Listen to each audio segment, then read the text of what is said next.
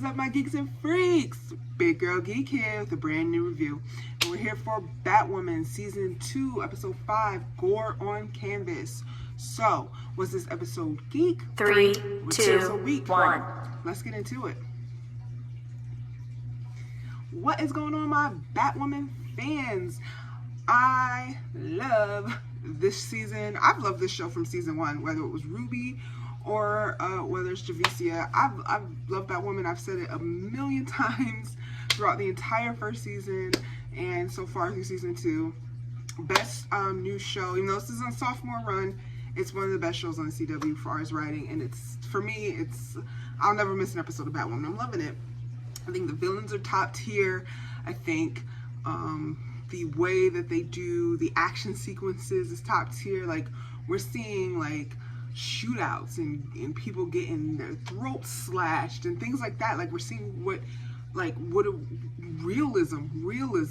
It's not always going to be a happy ending, la la la la la, and the team meets up at the end and everything's happy all the time, like the Flash. So I mean, yeah, the team meets up at the end, but sometimes they have their arguments. It's not always a happy meeting, like we saw in this episode. We saw Ryan. She's like, when I say I want to do something, you guys gotta like trust me and go with me on this, because I'm the one out there taking the bullets. I'm the one taking the shots, and I trusted you, Luke.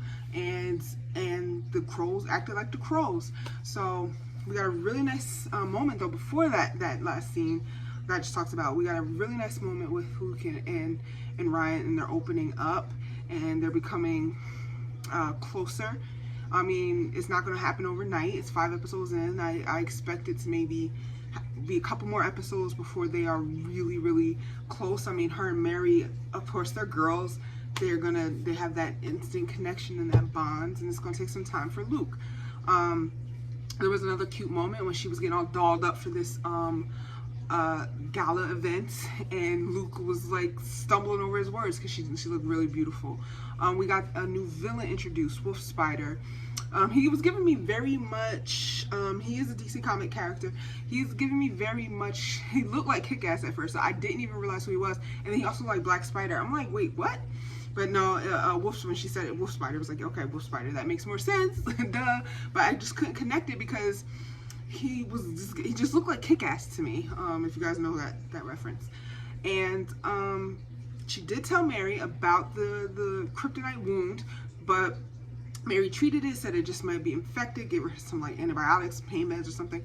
But at the end, it grew. So I'm like, is she gonna get powers? I hope not, because that kind of takes away from the Bat family vibe that I'm used to. I don't want her to really have superpowers. I'm used to, like I said, I've never been a Batman fan. I'm just more recently starting to like him, watching other DC properties, and more recently getting into his history.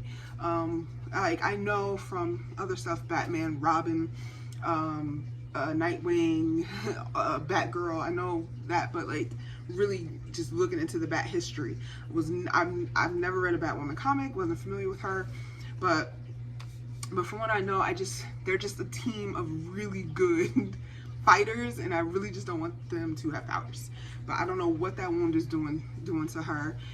We shall see. And we had some drama with her ex. We had some maybe flirting with her and Sophie. It's like, I feel like the show is testing her out with all these female characters and male characters, and seeing who she has chemistry with, and who responds, how the fans respond to her with these other characters, and see if there's any type of shipping going on. Because you know, these CW people, powers that be executives, stalk us on Twitter. And when I say us in the Twitter fandom, you know what I'm saying. You're in the Arrowverse fandom, you're in the West Allen fandom, you're in the Flash fandom, you're in all these fandoms.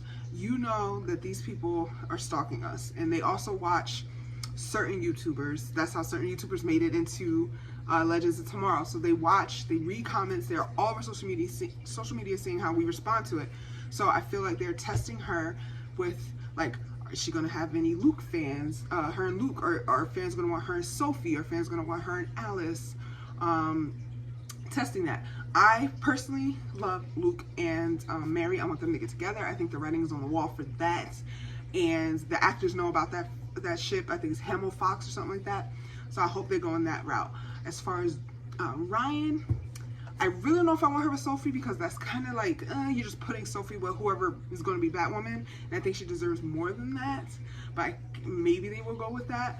I like Alice in this, and speaking of Alice, she had a great backstory.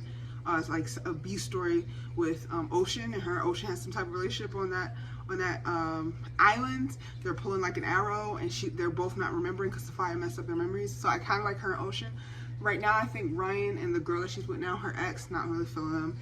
I do like her and Sophie, but I kind of don't know how I feel putting them together, because I don't just want Sophie to be with whoever Batwoman is going to be. But I am liking them. What did you guys overall? I really enjoyed the episode. I can't ever not. I don't think I've ever not enjoyed any Batwoman episode. But what did you guys think of the episode? Let me know in the comments. As always, can't wait to discuss with you. So until next video, I'm out of here. Big girl Geek out. Peace. Hey, where are you going? You just watched a cool video. Subscribe.